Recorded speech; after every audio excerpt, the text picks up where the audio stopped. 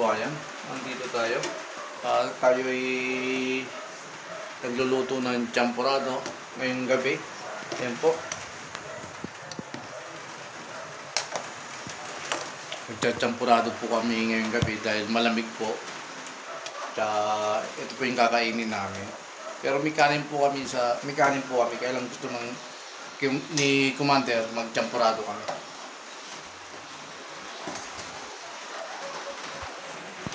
Medyo malakas-lakas din po yung konting hangin, malakas-lakas ng konti.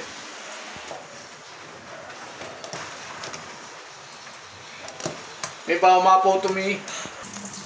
Ito po yung kukuha. Tinutunaw natin sa may patubig para hindi po siya mamuo.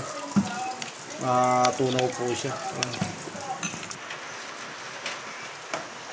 Champurado tayo ngayong gabi.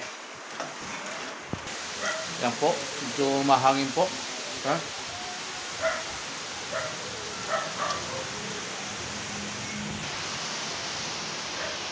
Maririnig nyo ang konting hangin. Bumili ako ng tortillas. Yan. Habang naghalo tayo ng champurado, makain tayong chichirya, tortillas. Ito yung gamit natin kokwa, ricola para sa champurado.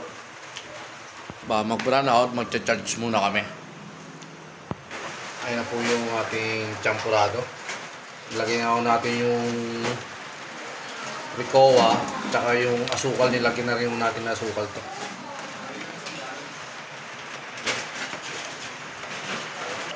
Tikman na natin yung champurado kung okay na ang lasa, kung matamis na.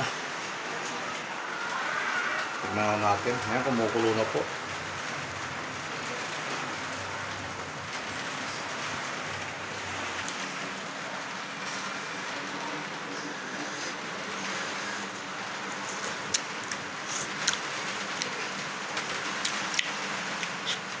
Okay na po. Ayos na ang lasa ng champurado. Tamis na po.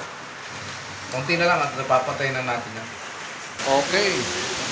Let's go! Count me in na tayo! Layang kabayan, let's go!